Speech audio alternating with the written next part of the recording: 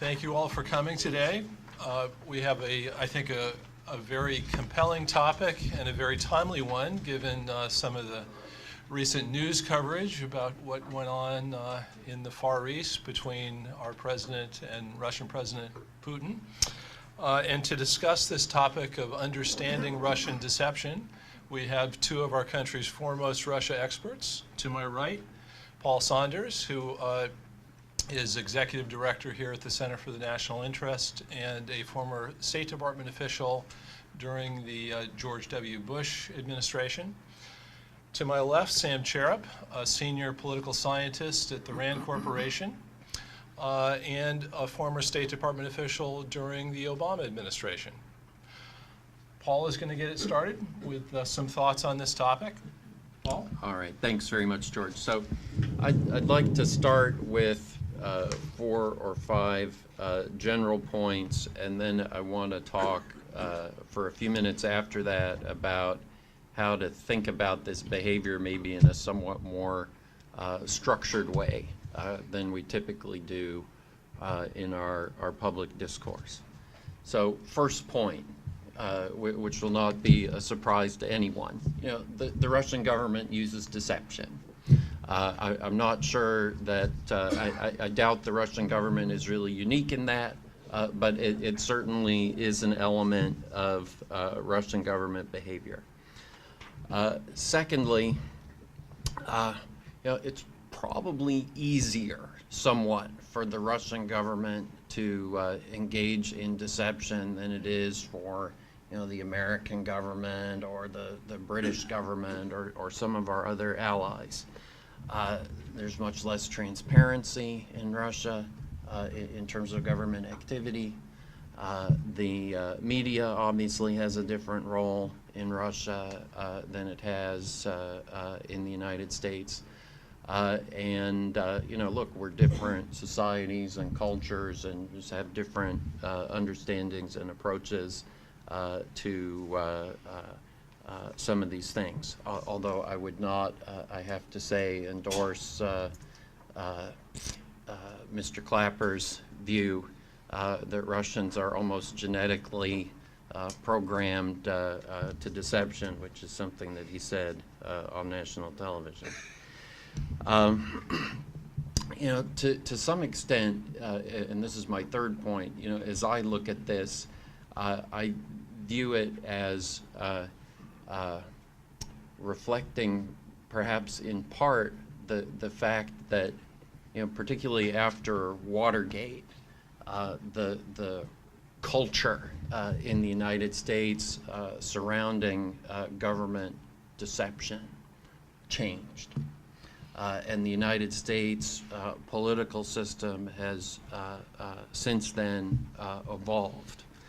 I think the Russian government didn't really go through a comparable experience, and I think in some ways is still following, let's call them perhaps Cold War style practices in its communications.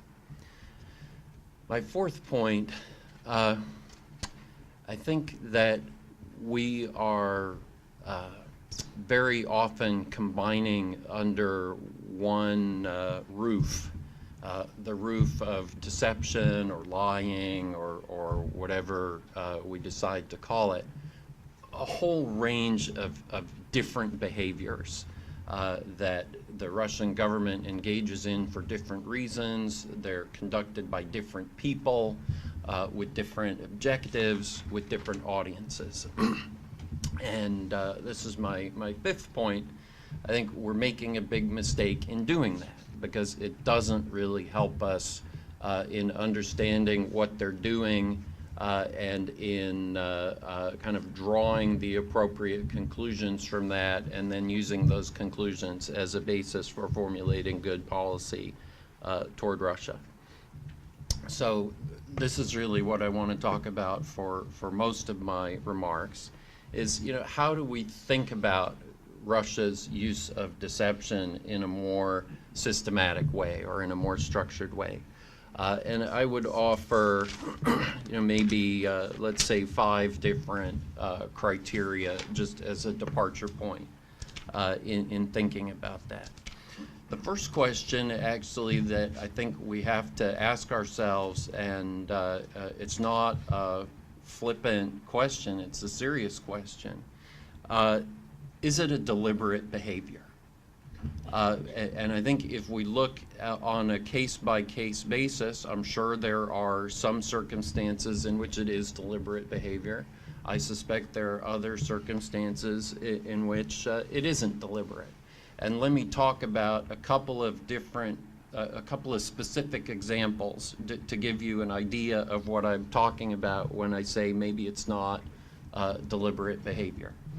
So several years ago, we had a big difference of opinion with the Russian government about the use of chemical weapons in Syria. I actually wrote a piece about this at the time, and I described what I saw as an information gap between the United States and Russia on that issue. And I'm not saying, by the way, that the Syrian government didn't do it. That's not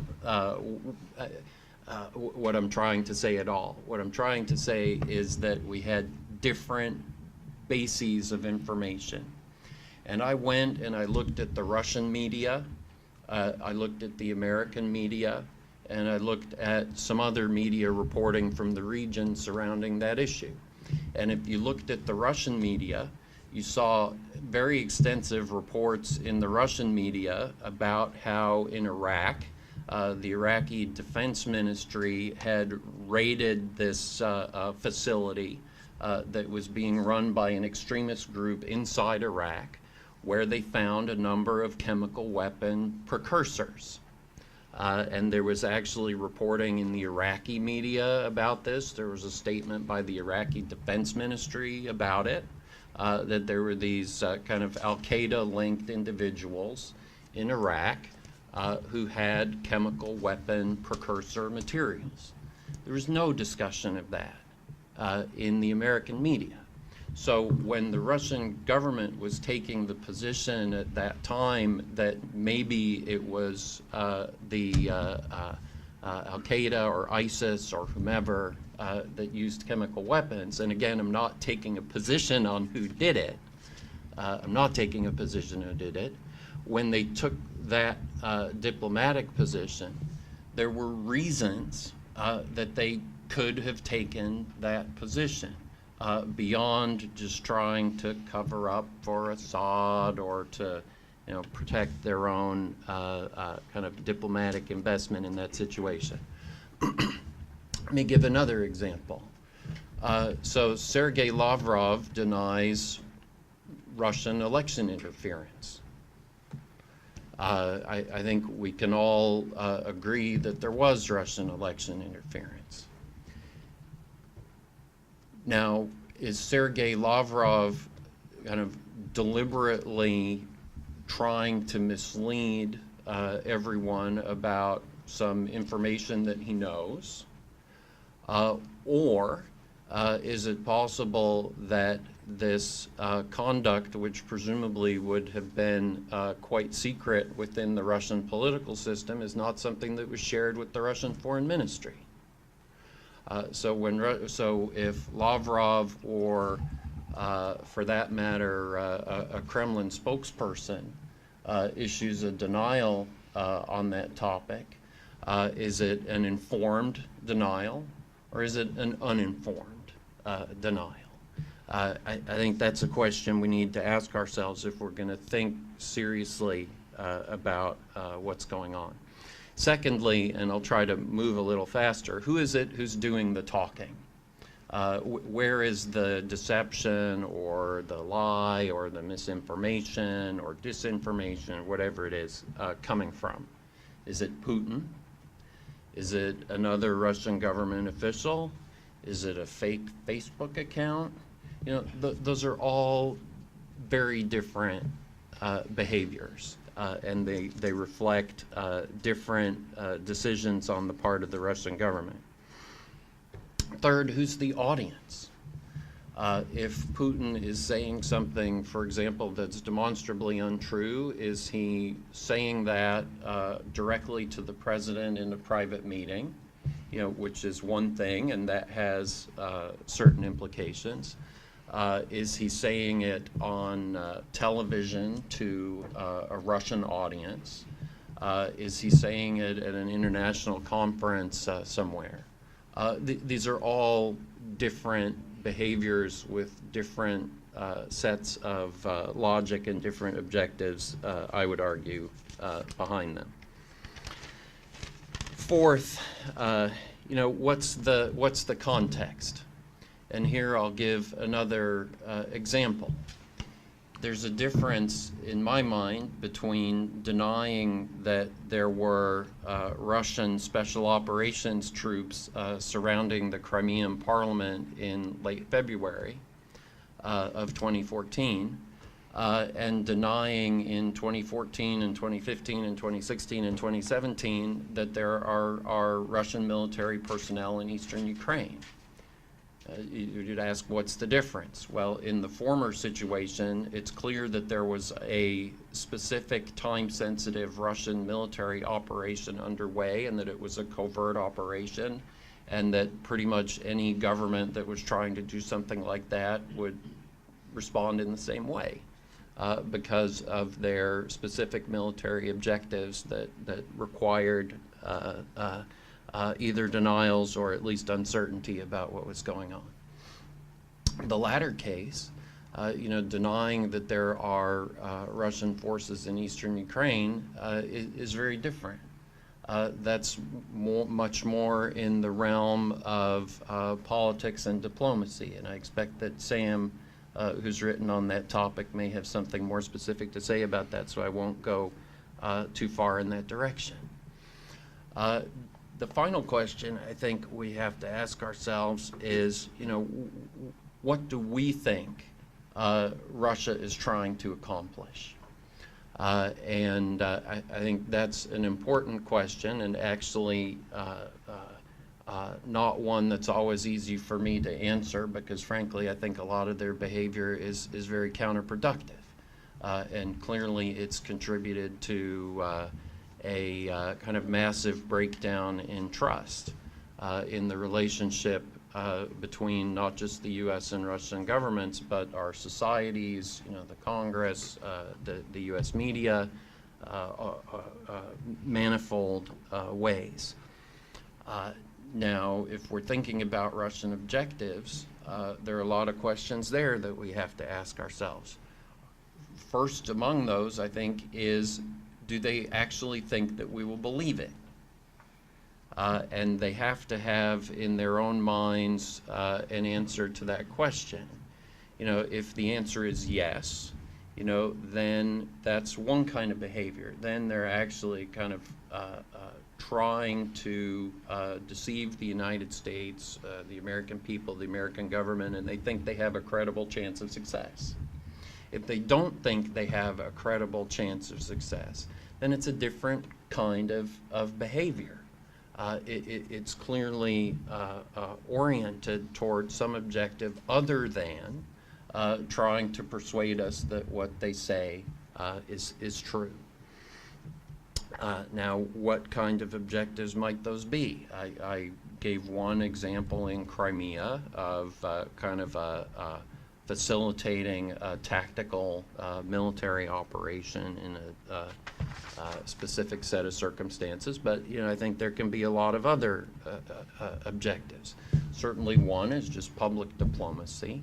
They want to look good, they don't lie, they don't deceive. That's quite clear. They want to exert influence on the narrative. That's another certainly explanation for that. But there are a lot of other reasons to deceive or to lie. One actually is that it avoids putting us on the spot in responding to them. Because if they admit to having large numbers of Russian forces in Ukraine, for example, then it would be much more difficult for the U.S. and NATO and others to avoid responding to that in the way that they have so far.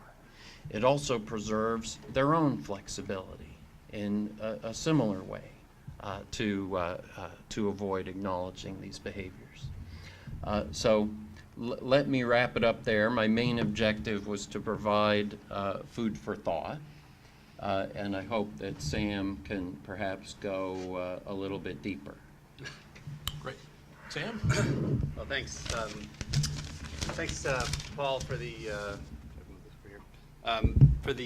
invitation, and I look forward to the discussion. These are, I think, some just preliminary ideas about a subject that is both fascinating and, to a certain extent, confounding, in that we're trying to divine motives here of behavior that, as Paul mentioned, often might seem counterproductive. But I'm going to start by echoing Paul's point about the importance of specificity when discussing this topic. We've heard a lot of terms thrown out there, often transliterated and not translated, maybe with one exception, active measures, but then there's disinformacja, there's camouflage, maskirovka, and so on and so forth. And I'm not going to be talking about any of those today. And I think these are techniques to sort of influence either public opinion or to prepare the battlefield that have a long heritage in both Soviet and actually pre-Soviet Russian strategic and other political practices. And of course, there's a lot of discussion of these practices in Washington today, perhaps some of it somewhat exaggerated. But the examples that I'm interested in are, although maybe in part about influencing elites' public opinion, I'm actually, I think, more interested in focusing on falsehoods in the sort of international diplomatic context. But a couple of caveats before I get into that. First, I don't think this practice is particularly novel, nor particularly Russian.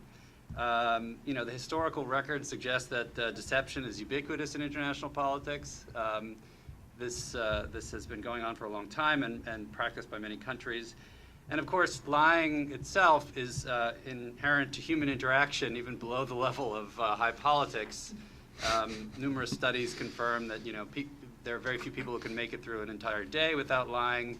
Even in self-reported research, when subjects are asked to keep diaries of their conversations, they report that they lied anywhere from 30 to 50% of the time. Apparently, 60% of newly introduced individuals lie to each other within 3 minutes in order simply to create a favorable impression. So I don't think we should make this into an incredibly, we shouldn't reify this or make it into some sort of very Russia-specific phenomenon. However, there is something peculiar going on here with Russia, and particularly since 2014. I'll give the string of examples that I'd like to focus on. First, the denial of the little green men in Crimea, and the rhetoric about what was going on between the invasion and the annexation as just troops being there under existing bilateral agreements. As Putin himself said, we stayed below the maximum number of troops allowed on our bilateral basing agreement with Ukraine, so we didn't violate anything. Second, the Crimea referendum itself, which, given the way it was conducted, it can't be said to be a measure of much, but it was it allowed the Russian leadership to construe the whole annexation as, quote, again, Putin, an opportunity, giving the people an opportunity to express their opinion about how they want to live. In other words, self-determination. As Paul mentioned, the third example, the denial of Russian troops in the Donbass, which has now been going on for over 3.5 years. the denial of INF violations, specifically the denial of the testing and deployment of a INF-busting ground-launched cruise missile, and finally, the denial of the interference in the U.S. elections. So what's going on here with all of this? And I don't have definitive answers, but I have some thoughts. So is it, as we should ask the question, is the intention actually to deceive? And if so, whom? Who is the audience here? Is it Russian senior officials' interlocutors? Because a lot of these deceptive constructions of events or lies, in fact, are repeated in private between Western and Russian leaders. I think the answer there is clearly no, but it's interesting that they are repeated in private because, Russian officials are not naive. They know that their Western counterparts get briefings from their intelligence services, and for example, on the no troops in Donbass thing, they clearly know that their interlocutors know that they're lying. So there's something else going on here. So I'm going to posit that this behavior is more about reputation and status than it is about convincing, particularly about convincing interlocutors. And that paradoxically, the lying demonstrates that Russia might be somewhat less revisionist than it might seem. And I refer to this, the revisionist characterization because, as we know, Russia is often denounced as a revisionist power, determined to tear down the post-war international order. We heard this most recently from Western leaders in Prime Minister May's speech, I believe it was on Sunday, where she used that kind of characterization to describe Russia. Of course, there's some truth to this. Russia has violated a lot in the examples that I gave, basic principles of international law and bilateral and multilateral commitments it's made to other countries. I don't mean to dismiss that the allegation of revisionism. However, what's interesting about the lies I mentioned is that every violation they're about construing violations of norms as norm compliance. So in other words, the Crimea invasion was compliance with bilateral agreements. The referendum was consistent with the principle of self-determination, and even the ICJ decision on Kosovo. There's been no invasion of Ukraine. Russia respects Ukrainian sovereignty and territorial integrity. On INF, Russia complies with its international arms control obligations. And finally, in terms of the interference, Russia does not interfere in the internal affairs of other states consistent with the UN Charter principle. Now, I'm not saying I believe any of that, but I'm just noting that in each case, we're talking about an alleged or in fact a violation of an international norm where the lie is basically used to construe that violation as norm compliance, as compliance with the international norm or law. And I think this is Russia doing what it believes great powers are supposed to do. In, I think, their view, great powers can and do break the rules, but they have to cloak their violations in rhetoric in order to reinforce the rules so as to prevent others from feeling free to break them as they do, the great powers. So this is, in their view, I think, behaving much like they see the U.S. as behaving in our construction of very clever legal arguments for what Russia considers to be grave instances of rule breaking, most prominently, say, the invasion of Iraq or the recognition of Kosovo.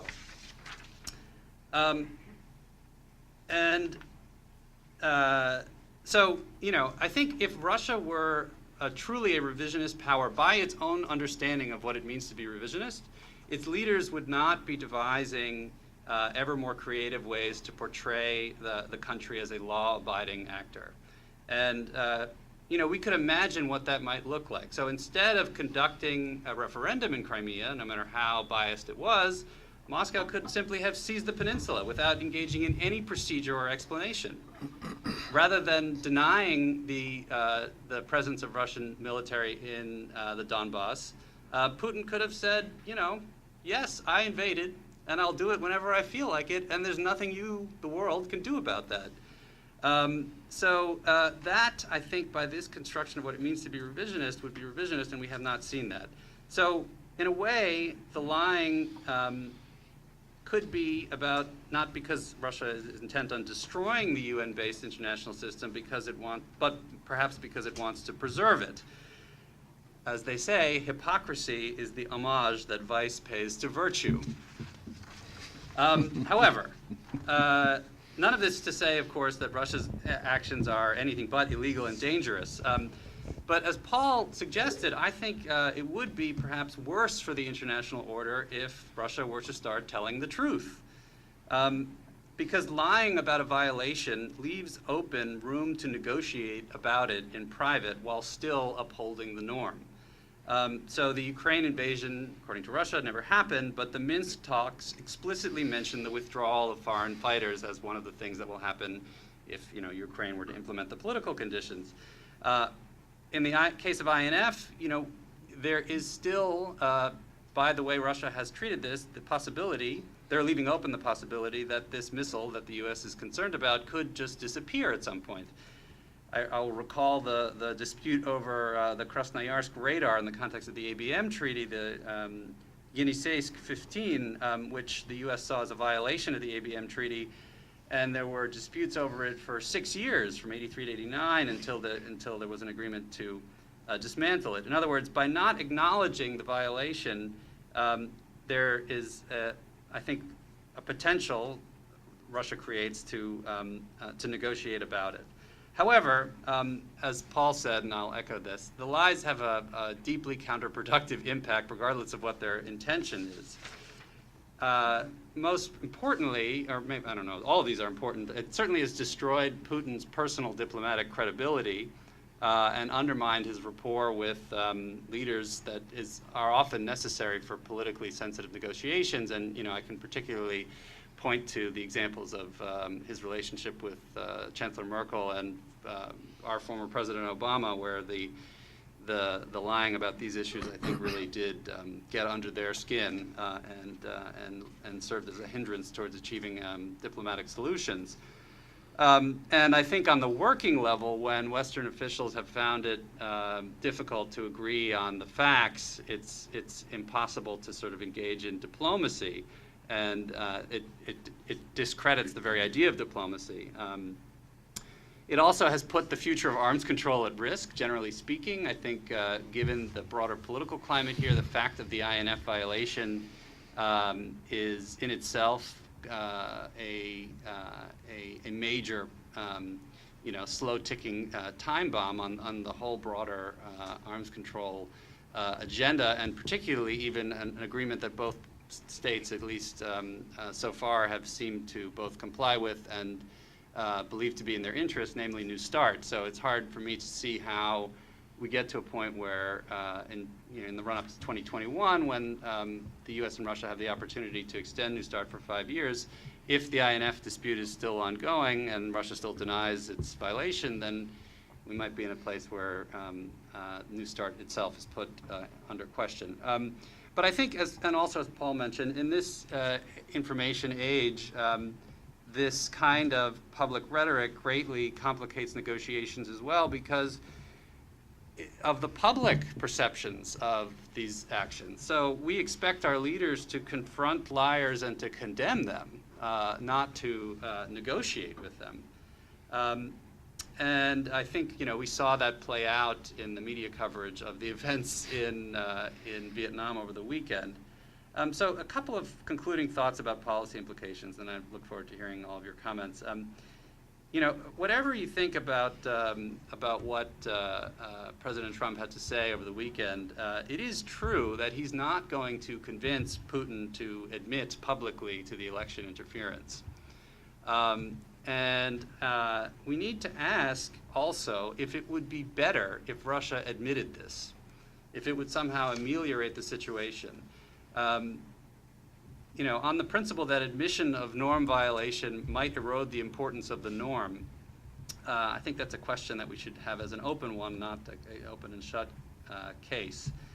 And from a broader interest of the United States perspective, it would seem to me that the most important element here is that Russia not do this again, right? That we have some sort of agreement that, or be it an agreement or just a change in Russian behavior, however we get to that point, which is another discussion completely, that we don't see this kind of interference in future elections. And that is what we really need to be grappling with. Public confessions of Russian guilt are both unnecessary for that to be achieved, namely for Russia to not be doing this in the future, and as I mentioned, potentially, it's an open question, problematic in this broader context of international norms and norm compliance. So I'll leave it at that. Great, thank you to both of our panelists. I think we've got an awful lot of food for thought. And before I open it up to the floor for questions, I'm going to exercise my prerogative as moderator and put a question to the panelists myself. When you do pose your questions or make your comments, could you please introduce yourself for those of us in the room that don't already know you? So my question for both of you is this. You've each to some degree hinted that in certain circumstances, Russian deception might actually be useful. And also that Russia is not the only country in the international system that engages in deception. So my question is, can you engage in a little bit of a thought exercise? Can you imagine a panel discussion like this in Moscow, where Russia is talking about American deception and lying? What do you think of the contrast between that discussion and this one might look like? Would they be complaining about American deception? Or would they be saying, you know, this is what adult countries do in the international system. This is how great powers behave, and this isn't a problem? Oh, I expect that they would still be complaining. I expect that they would still be complaining. I think that, you know, some Russian analysts in the think tank community can be quite cynical. And that is, I imagine, in no small part a result of the experiences that Russia has gone through in the last 20 years. But I'd be surprised if they didn't complain about this kind of their perception that the United States has been deceiving them. And in fact, I think they do.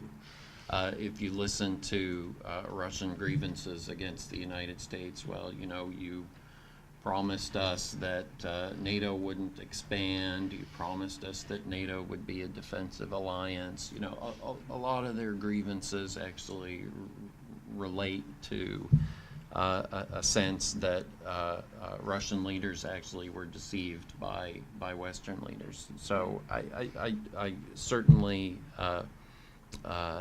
expect that they would complain about it.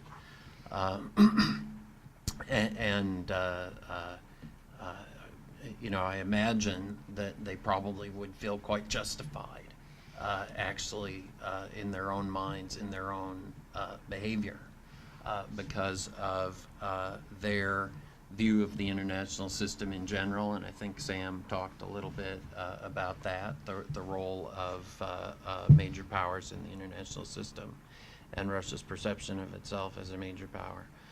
But also, I think, by this sense that that's just how we deal with one another. And certainly from Putin's point of view, he's had a long series of disappointments from the United States. I don't know, Sam, what do you think? So I think what I would say is that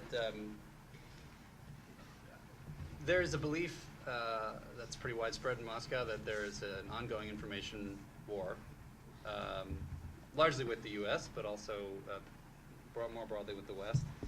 And that in that context, you know, things like this happen, but that doesn't mean that they won't try to call out when they believe the U.S. to be doing the same thing. So in the diplomatic and information conflict level, I do think you would hear complaints. However, I think what really gets under elite Russians' skin is the fact that the U.S. They think the U.S. does this all the time, but we refuse to acknowledge it from their perspective, right? So it's the perceived hypocrisy so that I think generates this list of examples of U.S. misbehavior that they like to pull out in public events. So it's more about I think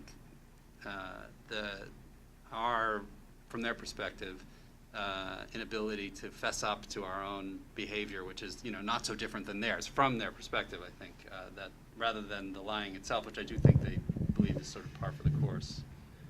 Let me add actually one thing, which it's not directly on that point, but it's to reinforce something that I was saying earlier. I was in a small meeting in, I think, the fall of 2014, if I remember correctly, with a senior Russian diplomat.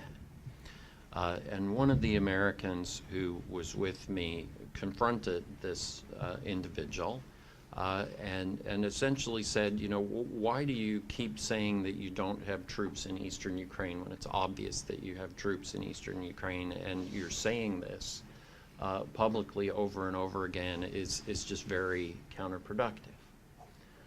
And this official, and this is part of the reason that I said what I said earlier, this official just turned around and said, would you prefer that we admit that they're there? He didn't acknowledge himself that they were there. He phrased his response in a very careful way. But, would you prefer that we say that there are Russian troops in eastern Ukraine? And do you think that that would help to resolve this situation?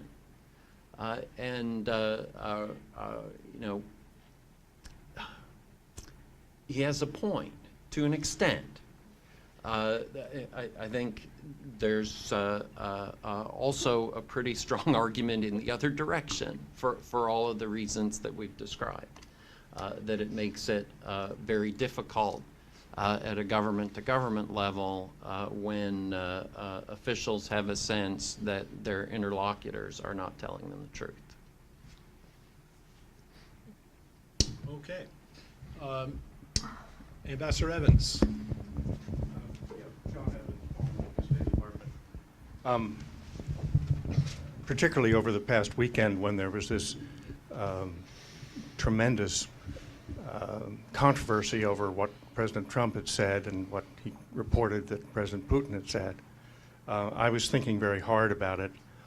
I remember that back in June at the Petersburg Economic Forum, Putin said roughly, in talking about this question of interference, he said, we don't do that at the state level.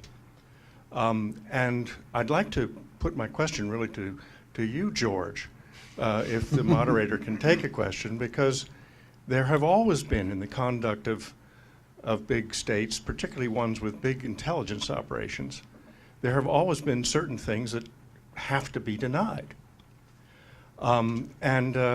It's occurred to me, and I even have said this on Twitter, I think, it may be that Putin really believes that he didn't give the order for this to happen. I mean, things bubble up from the bottom. They bubble up from various rogue operations. They may even be freelancers. I think eventually he learned about it, but he may actually think that this was not his intention. He's insistently denied it. And then there's, nobody mentioned the concepts today of spin, which is our equivalent of vranyo, and nobody talked about definitions. Definitions are very important. I mean, there may, for example, there may well be Russian servicemen and women in eastern Ukraine. In fact, there almost certainly are. But what is their status? Now, at the beginning, we heard, well, they're on holiday. But maybe because of the close relations that many Russians have with people in Ukraine. Maybe some edict went out saying that if you want to take a bye here and not fight in the country of your relatives, we will ask for volunteers. Now, volunteers I put in strong quotation marks. Anyway, I just think we have to be careful not to assume in every case, because of many of the factors that you both, all three of you, have unearthed. We have to be careful about making snap judgments about these things. But really, George, my question is to you about this area. I'm not asking you to reveal anything you shouldn't, and you won't. But there's always been that realm of the must be denied. Has there not? Yes. And I think this gets to Sam's point about how great powers conduct themselves in the world. There are special operations, there are covert operations, which by definition are going to be denied. Washington being what it is, there's not much that doesn't get surfaced in the media. That's not true in many other countries of the world, and particularly it's not true in Russia.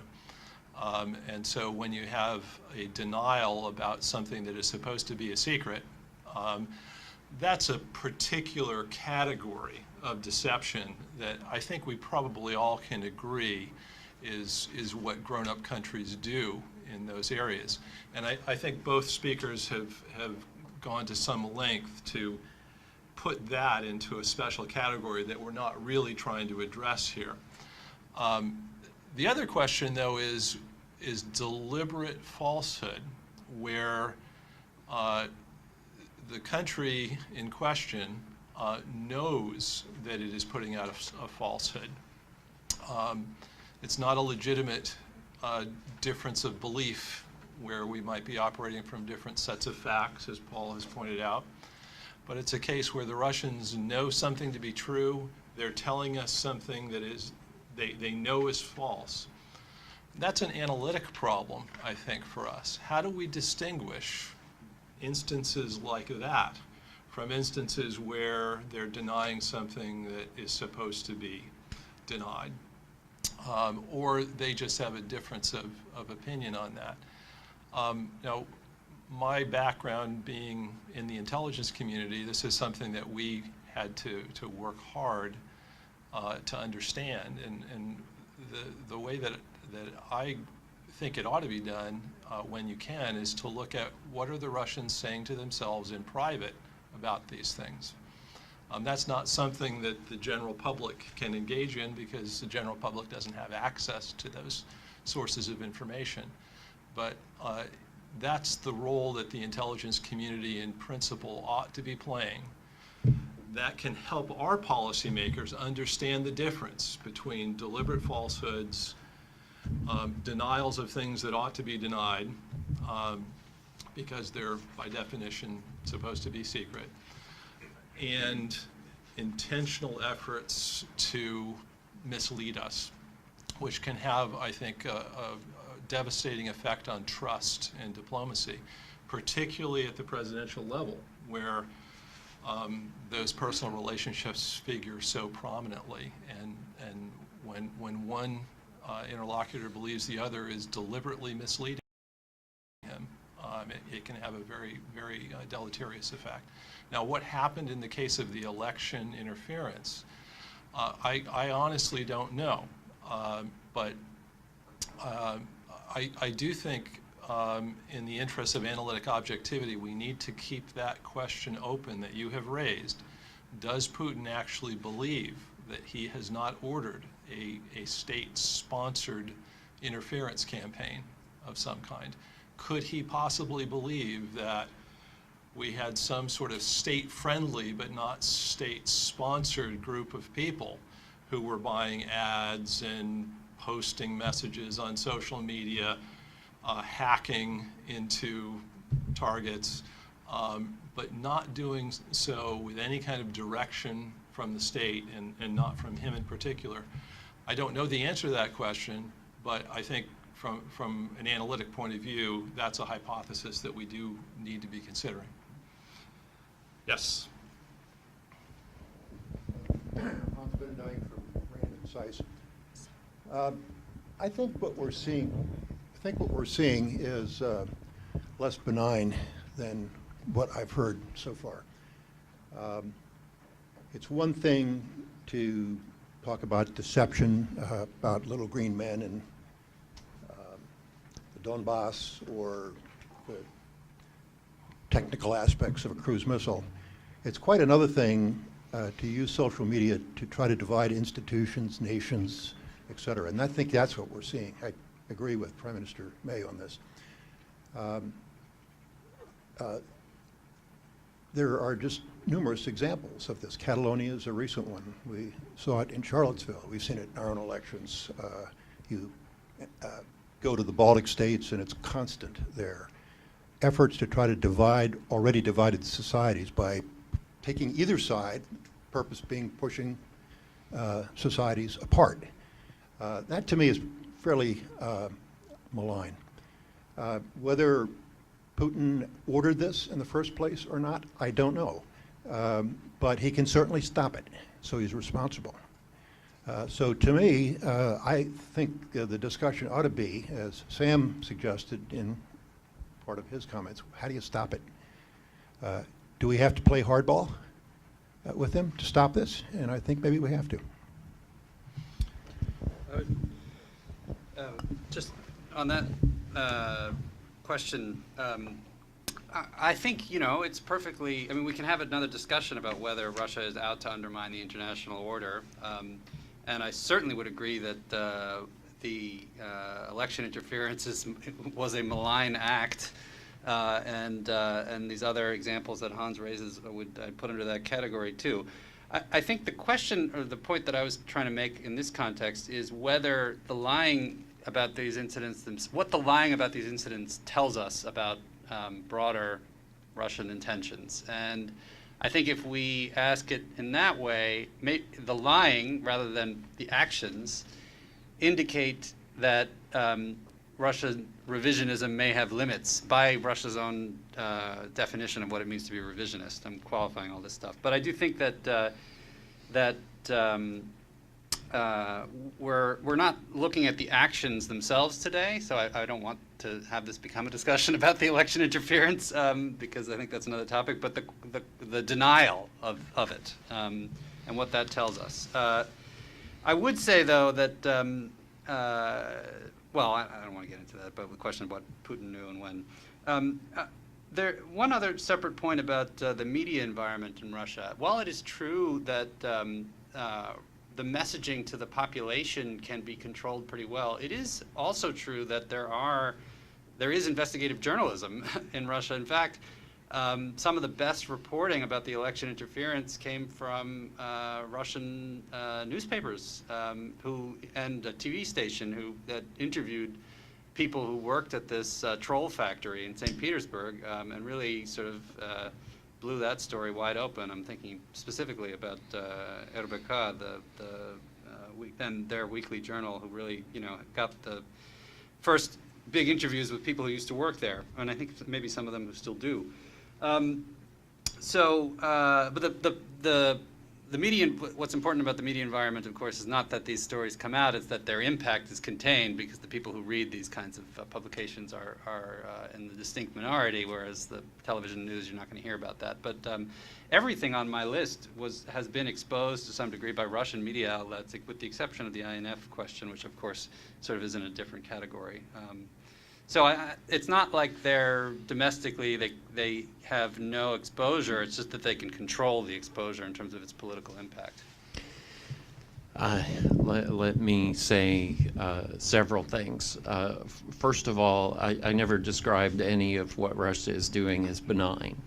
What I was trying to do is to establish intellectual categories so that we can look at different kinds of behaviors and apply some systematic criteria to understanding what Russia is doing in one case versus another case and what Russia's objectives are. Certainly, I think the social media messaging that you referred to is very malign. And things like, I think it was in Texas, the protest where they basically got both sides riled up. You know, I mean, it's malign. It's clear that the objective is to foment division. Now, I think we have to ask ourselves, in that case, a separate question, which is if the Russian government was undertaking a systematic effort to try to undermine the American political system, would they spend a few $100,000 on Facebook ads, or would they spend $50 million on Facebook ads, or you know, or 5 million, or 10 million, or whatever? So I think it's appropriate to kind of keep in mind the level of resources that were expended, and I guess I would expect that the level of resources that were expended were proportionate to what Russia's objective was.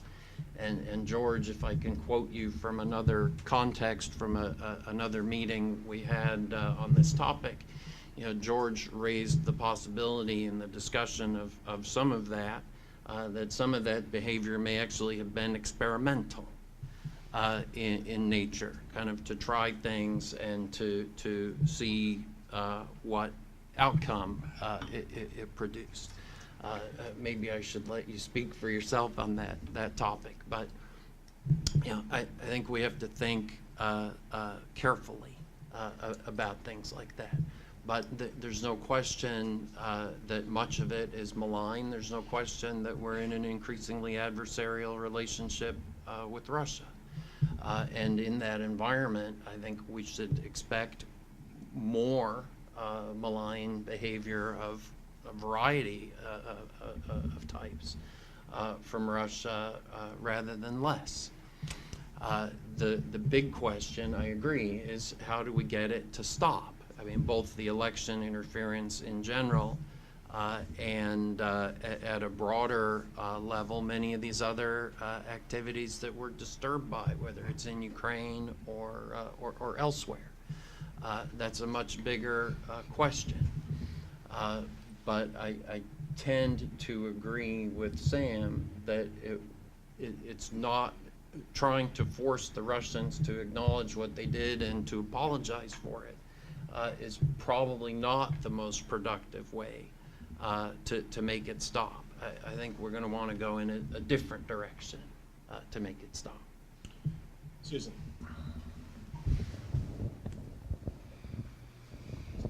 Thank you very much. Susan Eisenhower, the Eisenhower Group. First of all, it's been a fascinating discussion. I have sort of a two-part question. I think, Sam, you made the point that it would be important to make it clear to Russia to work towards assuring that Russia does not meddle in our elections going forward, without getting into what we do about the current situation. But we've got to find a way to eliminate this threat to our democracy. The question is, do you think there's a political will in the United States to address the complaints of the Russians with respect to our interference in their elections? Without getting into more recent cases, we can all go back and look at the 1996 election, where it was very obvious the extent of U.S. involvement in the outcome of that election. Do you think so? The question is, do you think there's political will in this country not only to talk about this more broadly as kind of an international question, therefore acknowledging some of the Russian complaints. And that would also go for cyber issues in general, because we're all deeply concerned about where this could take us over the longer haul. And the second super quick question is, Paul, you had mentioned audience. Could you say to what extent you think Russia is actually speaking to an audience that isn't necessarily the United States? Should we take some more? No. Okay. Well, I can go first maybe and just respond, Susan, to your second question. No, I think it's quite clear that the audience is not always the United States. Obviously, if it's a meeting between a U.S. official and a Russian official, then the audience is the U.S. official. But some of the public statements that are made, and I think Sam implicitly made that point when he was talking about the kind of norm or reinforcing from a Russian perspective element of some would be other actors in the international system, and probably other major powers, but also other let's call them not major powers, who Moscow, as Sam put it, would not want to see trying to engage in that kind of conduct themselves. So I think it's quite clear that the audience is varied, and that's one of the elements of the whole thing that we have to think about. Yeah. I would just say on the question of political will, I could say that it doesn't seem likely, but that's not a particularly well-informed opinion. That's just what I read in the newspapers. But I would say that the way the deception or the lying about it feeds into the political, it worsens the political will problem. In fact, makes it almost nearly impossible, I would argue, because of the mistrust and the sort of broader sense that you hear from many people that you can't negotiate with these people. They just lie all the time. So I think we need to. It would be nice if that didn't have any effect, but it clearly does, and we need to come to grips with that. I think also those who utter the falsehoods might also think about the consequences of doing it in terms of the ability of their partners in the future to actually engage with them. Let me just add to that. There's a bit of I think from my point of view, a structural problem, because I can kind of imagine a theoretical world in which perhaps U.S. and Russian officials privately would speak to one another very openly and admit to one another all of these things. But then publicly there would be kind of these disputes, and they would just agree, and to some extent perhaps some of that happened during the Cold War. Certainly if you look back at great power politics of the 19th century, I imagine that probably happened a lot of the time. The problem that we have today is that if, let's say that President Putin told President Trump, yes, we have 3 divisions in eastern Ukraine, and we will withdraw them if you do this and this and that. How long will it take before that's on the internet?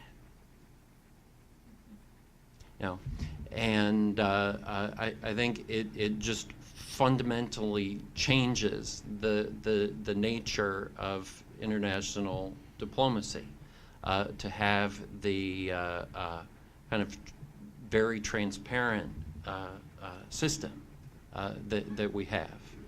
And in some sense, Russia is trying to pursue kind of a 19th century approach to great power politics without really intellectually confronting the realities of the 21st century information environment that we live in and the dynamics that it creates.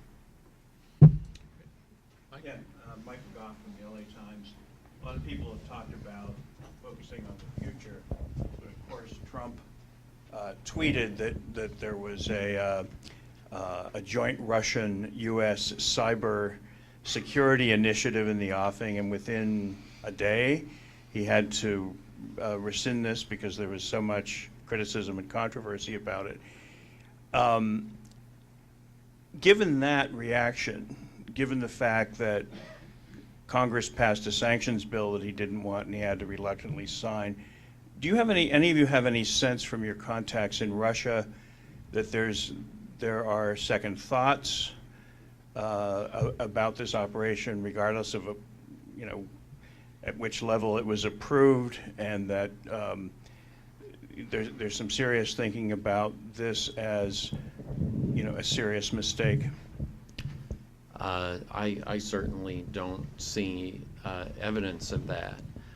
Let me say to your point about the Cyber Commission, however, I was in Moscow in September as part of a group for a discussion with Russian experts at GIMO, a major Russian university in Moscow.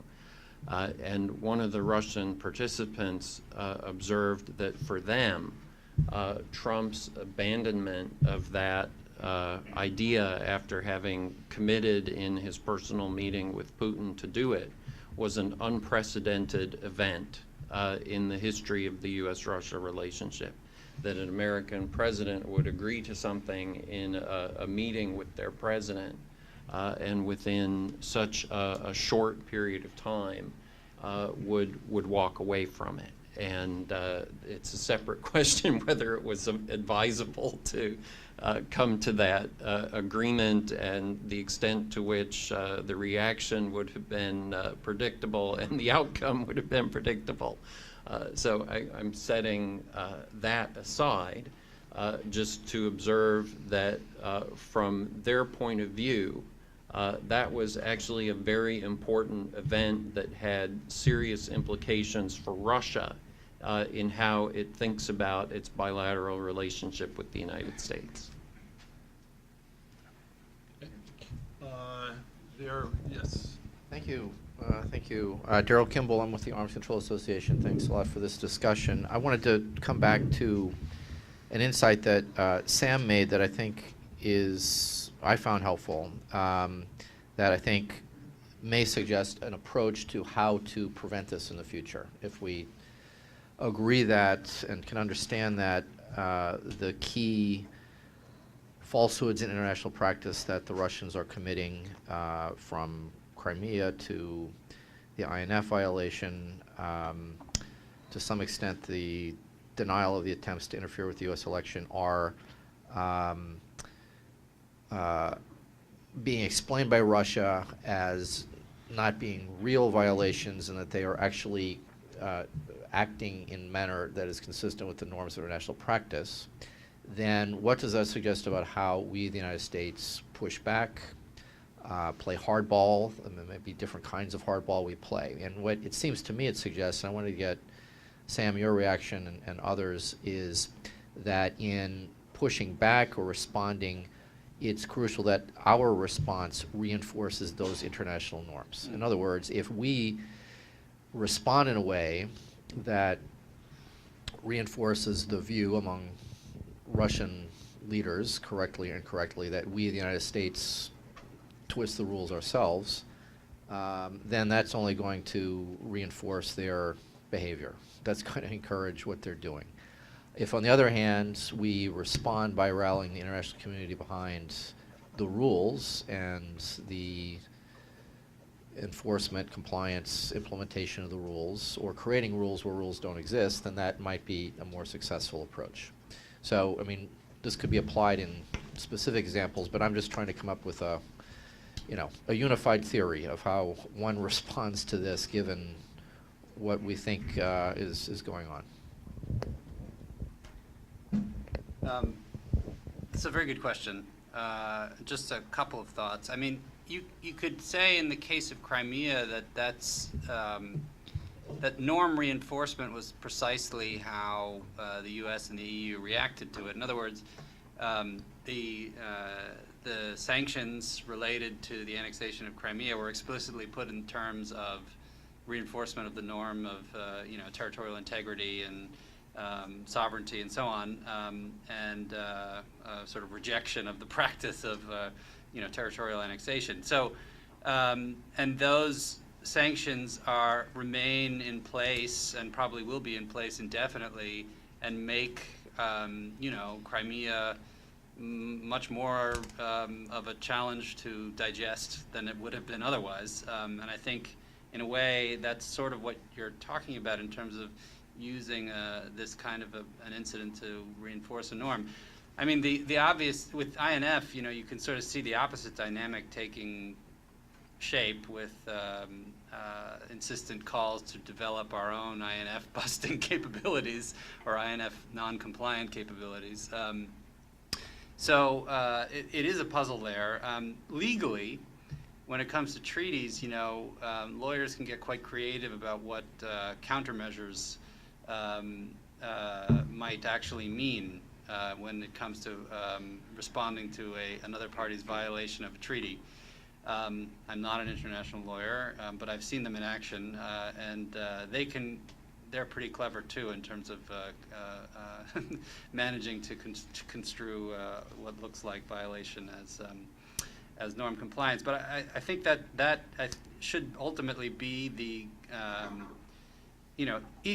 whether we play hardball, softball, or something else, the point should be in our response about reinforcing norms that the U.S. considers important. So I would agree with that as a kind of guidepost. Let me just say 2 sentences. One of the problems with all of this is that we actually want to have a certain flexibility in applying the norms ourselves, Of course. and enforcing the norms ourselves. And if we took a more, let's call it absolutist approach toward international norms, it would be somewhat easier to take a strong position vis-a-vis Moscow and to get support for it that would go beyond NATO and the EU and a handful of other U.S. allies. Yeah. With cyber, for instance, Sure. if that's our argument, then the Russians say, all right, the United States used cyber weapons to deal with the Iranian problem. The United States has been using eavesdropping, with the NSA for years. Okay, therefore, what we're doing isn't any different, and it's okay, Sure. and it's just the way we do it because we've got troll factories and not the NSA. I wasn't advocating. But I'm just saying, but if that's what our aim is and it's how we interpret this, that has a different implication internationally, long term. It does. It does. I mean, I agree. Again, I'm not advocating the approach that I outlined. I'm just saying that we can't really separate our own conduct and how others evaluate it from all of this, because we're operating in an international system where actually others' perceptions is the key to the whole thing rather than our own perceptions. So could you follow up on my original question then, which was to that point? Are we going to recognize that the way to get what we want from them is by making some admissions ourselves? Well, I don't think that's a good idea. I don't think that mutual confessions are going to, A, I don't think it's very likely, and B, I don't think it would really help the U.S.-Russia relationship. I think, like in any troubled relationship, the only way to move forward is to focus on moving forward and to focus less on establishing who was guilty in the past. Now, there's a whole separate question of what our policy toward Russia should be and the extent to which we should try to get out of this situation in a more cooperative direction or to go in a more confrontational direction. And the more that Russia engages in the practices that it's been engaging in, the more likely and actually the more reasonable and sensible it is to move in a more confrontational direction. So I think a big part of the problem, as we said earlier, is the Russians don't fully seem to appreciate the implications of their own behavior for our political system and our choices in dealing with their country. Yes. Yes. Hi, John Moody from Fox News. I want to do a long wind-up, throw a pitch, and hope that one of you hits it out of the park for me. In 1960, John F. Kennedy was arguably the first presidential candidate to effectively use television to enhance his candidacy. In Bill Clinton's first attempt at the presidency, he went on late-night television and played his saxophone, and everybody thought it was just darling of him. Barack Obama in 2008 used social media more effectively than any candidate to date, largely thanks to David Plouffe, and got great acclaim for it. In 2016, we saw a Republican candidate upend the traditional norms of politics, and we saw a Democratic candidate, according to Donna Brazile, who was hardwired into the DNC and had no chance of losing the nomination. Couldn't Russia have seen this unusual election cycle coming, perhaps not anticipated Trump, but certainly known that Clinton was the likely Democratic candidate, and played as much game as it could with social media to have some effect on the outcome? And that's not against Russian law to affect another country's elections. So, and I'm asking the question, expecting a hard answer, what did they do wrong?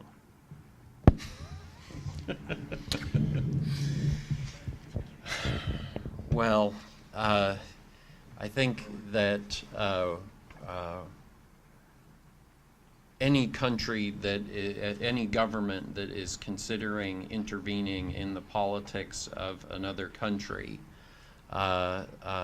should be quite careful about doing so, because it is hard enough to predict politics inside your own country, that trying to predict how things will unfold in somebody else's country is kind of a risky game to play. And I think we have seen in some of our own efforts to shape politics in other countries that it's a lot harder than it may seem. So I guess my first comment would be that if they were thinking along those lines in Moscow, it would have been a good idea for them to be a little bit more humble about their approach.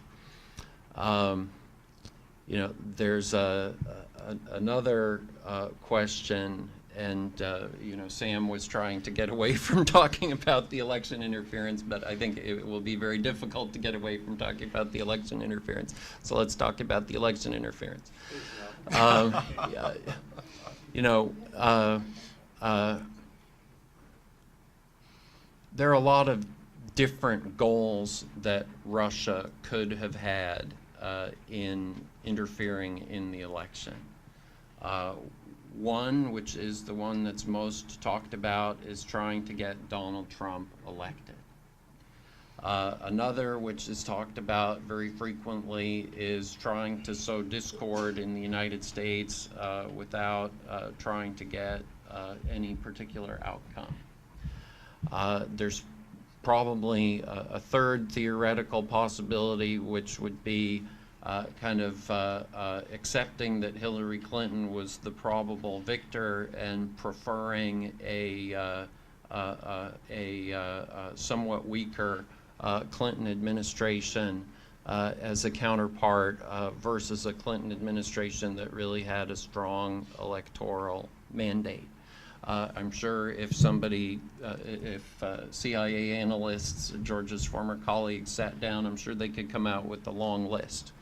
I think what has been very frustrating for me in watching our national debate on this topic unfold is that there is very little effort at serious systematic thought and serious examination of evidence, both evidence that supports particular theories, but also evidence that might make some of the theories less probable, because both of those are important factors in coming to a judgment about what they were trying to do.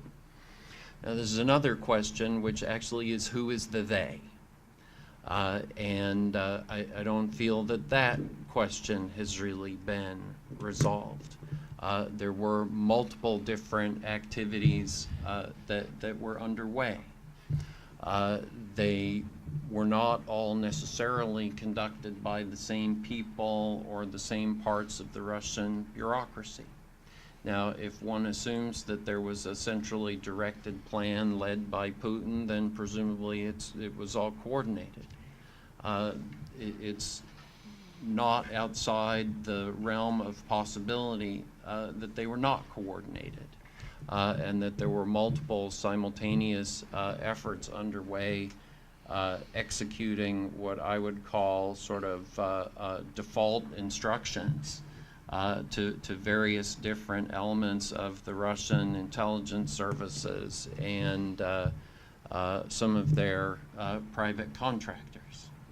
I don't think we have nearly enough information at this point about what really transpired to come to any clear judgment about that. I think it is very clear that there was interference, and I think it's also very clear that interfering in our political system is a malign activity and something that we should want to stop. But for us to get further than that and really to come up with a serious policy, I think we've got to do a much better job of assessing what happened and trying to understand why. Dan. And I hope that helped. I'm sorry. Dan Boylan, Washington Times. Thank you for all the insights today. Simple question. Gorbachev, Yeltsin, no KGB background. Where we are now, Mr. Putin, deep KGB culture. Does that have something to do with this? Sam, I gave a long answer before. Do you want to give an assessment of that? You know, it certainly might. He was trained to try to understand and affect the opinions of others.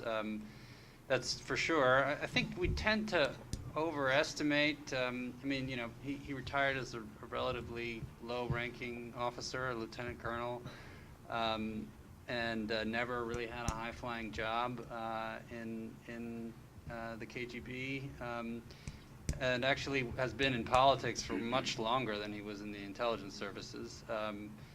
But I'm sure there was some formative experience there. That might well be true. I also think that part of the reason we're seeing more of this recently is just the nature of the events that have happened since 2014. I mean, there hadn't been, well, okay, to take a counterexample, you know, Medvedev was president during the operation in Georgia, which was characterized as something other than an invasion when it happened. So I don't know. I think it's probably more situational than to do with Putin's character, and has to do with the nature of the kinds of things that have happened since 2014 particularly.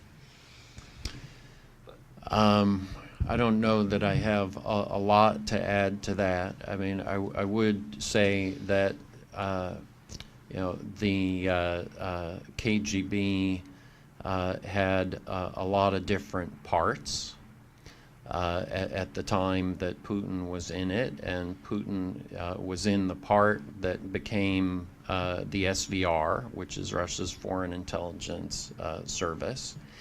You know, from what we have seen, his role there was, you know, to among other things, to try to recruit and maintain sources in East Germany, you know, to be reporting back on developments there to Moscow. And when he was interviewed, actually when he was first elected president in 2000, he gave a long interview, and one of the questions he was asked was, you know, what was kind of one of the things that was most important to him from his personal background in the KGB, you know, that he would bring to the role of being president. He said, well, you know, I really learned how to work with people, right? And I think he certainly was trained in, how do you get to know people? How do you learn to understand their motivations? How do you exploit those motivations? So I think it's clear that was an element of his training, and I think in his, actually, by the way, if one was thinking about becoming a politician in a democracy, I'm not sure that the skill set that I just described would be a bad skill set. And I think a lot of our successful politicians, what motivates people, how do I persuade them, it's a lot of the same things. Now, the SVR had some tools in its toolkit that thankfully our political parties don't employ. So I don't want to equate the two. But he certainly was trained in, how do I get to know people? How do I understand people? How do I figure out what their weaknesses are? How do I use that to my advantage? No question. Just a quick comment before I open up for another question. Paul mentioned that the KGB was a very large organization with a lot of different functions, a lot of different responsibilities within it.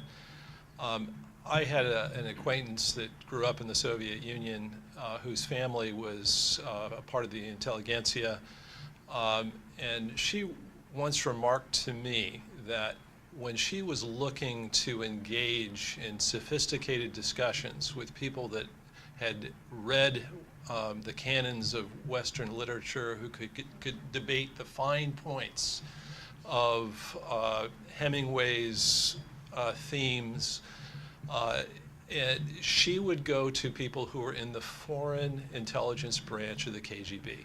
They were the best and the brightest. They were people that intellectually could engage in those sorts of discussions. Had no illusions about how the world worked, but also understood the West and what was going on there. And when we think about Putin, oftentimes we paint the KGB with a very broad brush, KGB thugs. And to hear some of our representatives on Capitol Hill talking, that's a redundancy.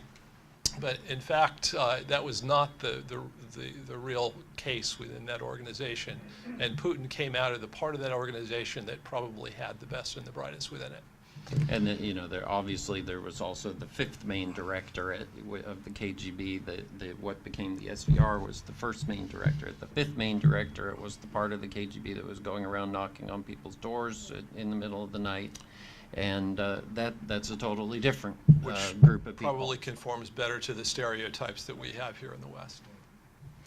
Yes. I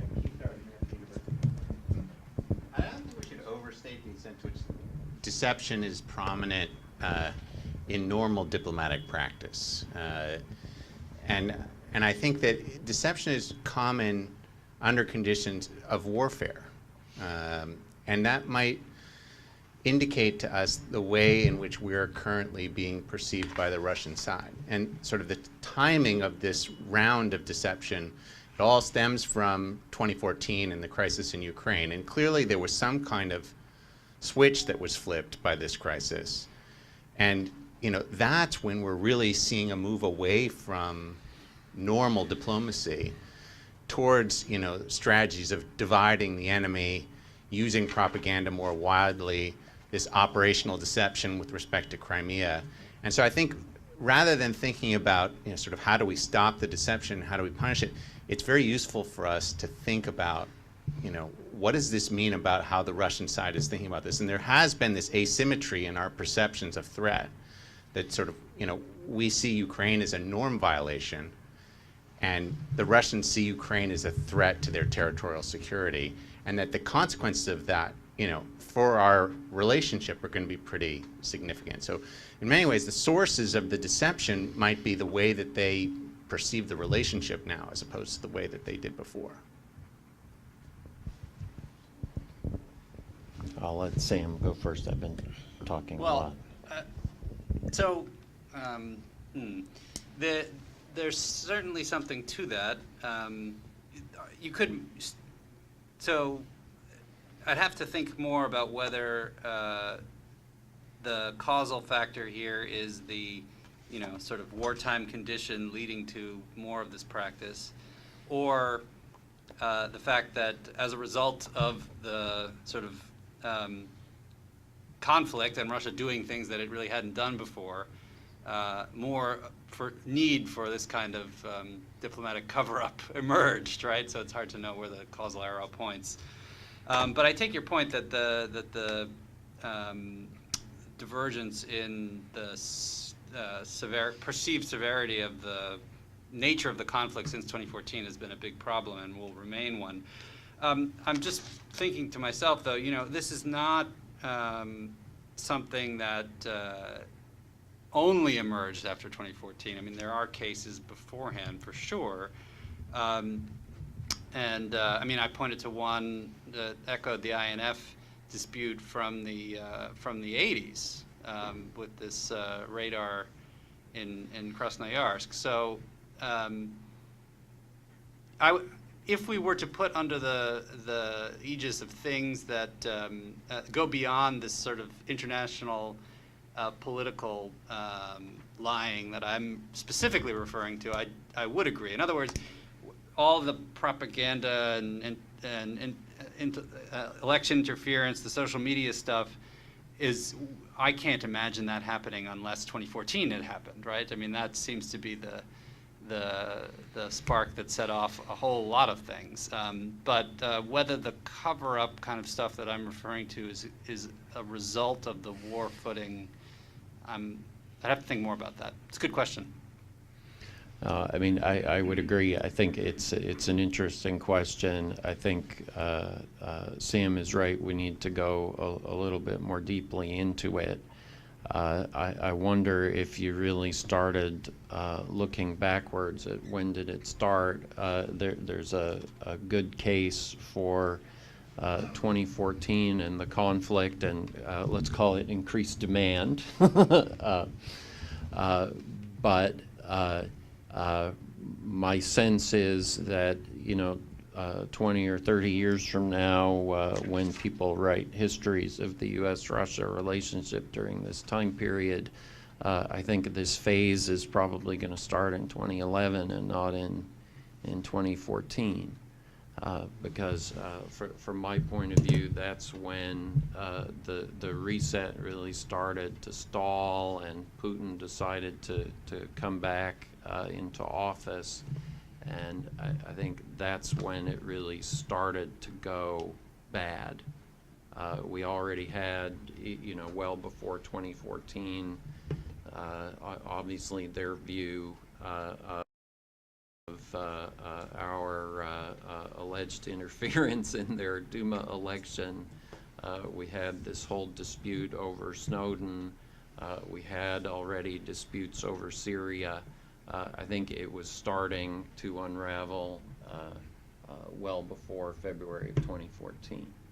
I think all of that set the context for what happened in 2013 and the negotiations over the association agreement and how it all played out. I think it actually started sooner. The change in their perception. I think it started soon. Kurt. Kurt Mills from the National Interest. Much has been made about how the U.S. president has been very acquiescent and has sort of badmouthed everyone besides President Putin. But I'm actually curious about how the U.S.'s new posture towards Iran is being perceived within Moscow. I would say it's safe to say that that's anything but acquiescent to what Mr. Putin wants. Thank you.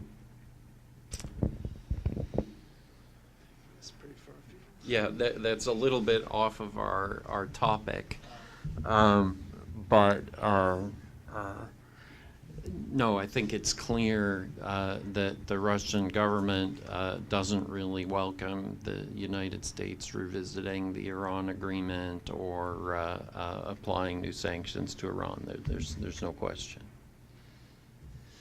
Yes. Thank you.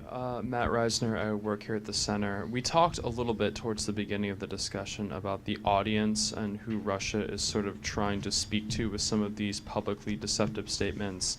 It occurs to me that some countries, when they make statements like this publicly, are not just speaking to other nations in the international community, but also, in a sense, to their domestic audience in an attempt to sort of portray their own foreign policy in a way that might be more digestible to those audiences. Given the state of Russian civil society, do you think that that plays into Russia's decision calculus at all about the way that they sort of make some of these more publicly deceptive statements?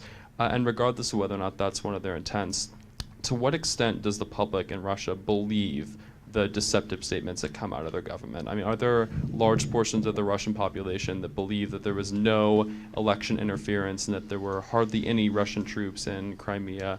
Or, as you mentioned, or the ability for some independent journalists to sort of dig into these issues, kind of undercutting the Russian government's ability to have one uniform sort of party line stance in all of these issues? Well, in the narrow case of the Russian troops in Crimea, Putin later admitted that they were Russian troops, actually. So that's, I would put that case a little bit to the side. If you look at the issue of Russian troops in eastern Ukraine, actually it's quite interesting that the Russian government is very energetically denying that internationally. But if you watch Russian domestic talk shows, I mean, it's a very frequent topic of discussion, and you have certainly members of parliament, for example, who are admitting on Russian domestic television that there are Russian military personnel in eastern Ukraine. So the Russian government domestically actually isn't trying to say that it doesn't have troops there. It's actually allowing on state television, members of parliament to say that. So it makes quite, I think that's another, it's an important element of the context in which we should be interpreting their denials to us. They know that what they're doing. Their own population knows what they're doing, and they're denying it to us. And that's one of the reasons that I think we need to think carefully about what the motives of that behavior are. So I don't have the polling data handy, but there's certainly widespread support for among the Russian population for Russia's reemergence as a great power.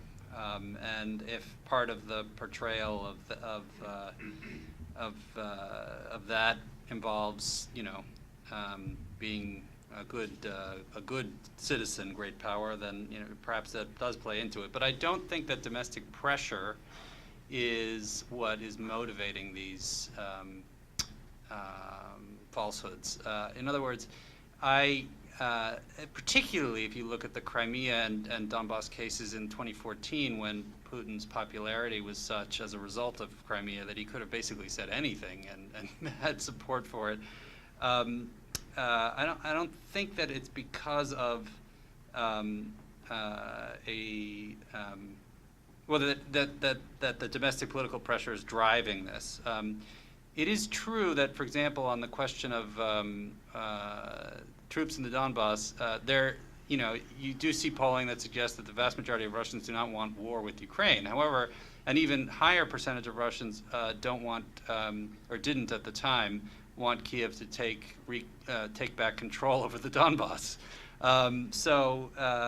And as to whether they believe a lot of these things, the polling that I've seen does suggest that they do, that the messaging is quite well controlled. I didn't mean to suggest that the investigative reporting I referred to had a wide impact on the Russian public. It doesn't. The ability of the federal television channels to penetrate quite widely into the Russian population is pretty extraordinary. So the message is pretty well controlled. But of course, the domestic audience is going to be a factor in how they portray these things too. I mean, they can't be seen, for example, in the context of the Donbass, to be giving up on the Donbass. That is a domestic political factor. If they were to, allow for some sort of violent retaking of it, I don't think that would fly domestically in Russia. Dave, I think we have time for one more question. Yeah, so my question is kind of less on the massive big lies, like, there's no Russian troops in Ukraine. It's more the tactical level lies. Like, for example, just over the last couple of days, there was a picture that they published that was taken from a video game to say that we were supporting ISIS, which is, like, if you look at the picture, it's pretty obvious where it came from because, I played the game. It's, this seems like they're shooting themselves in the foot. This is like easily like a 5-second look at this thing, you can tell it's fake. What drives this sort of thing? Because it seems very, very counterproductive to their own aims. Yeah. And destroys their credibility. And frankly, they didn't have to. BBC put out a report just recently that suggested there was some sort of deal going on there that was, so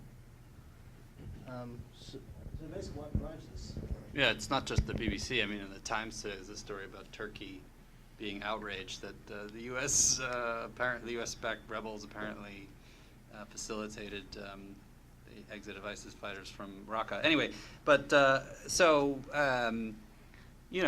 not very good at this apparently, right? And that and particularly the MOD. If you look back at the stuff about MH17 that they were putting out early on, where it took people online a matter of hours to find that these were picked up images from elsewhere.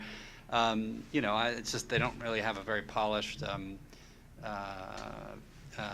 digital media operation, that's for sure. But I think you can sort of see how we get. Let's assume that there was this kind of activity that they found problematic. They wanted the world to know about how the Americans were doing X, Y, and Z.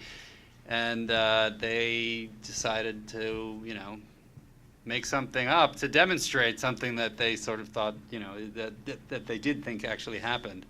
So, yeah, I don't know. I think they're learning the hard way that that in this information age, you can't just put stuff out there. It's not like putting it on Channel 1 at home, where you can have the story about the crucified boy in the Donbass, and it's still up on the website, but everyone else in the world has demonstrated that to be false. I guess I would echo a little bit and make kind of a broader point. That and some of their other decisions, I think, raise questions about how good their capabilities really are. If they were such master manipulators, would they have been caught in the way that they were, interfering in the U.S. election? Not just in one activity, but in multiple different activities, being exposed. To me, that kind of raises some real questions about the effectiveness. Actually, if I were a Russian government official, I have to say I would have some pretty big questions in my own mind over whether it was worth it to try to do things like that. Now, I don't know what their decision criteria are, but to me, to the extent that there was an effort to interfere in the election, it looks like a colossal failure. Because if there was an objective to try to, produce some kind of a United States that would be more responsive to Russian interests or something like that, not at all. Not at all. Great. I think this has been an excellent discussion. Thank you all for attending. I think we definitely have a lot of food for chewing on. Thanks, George.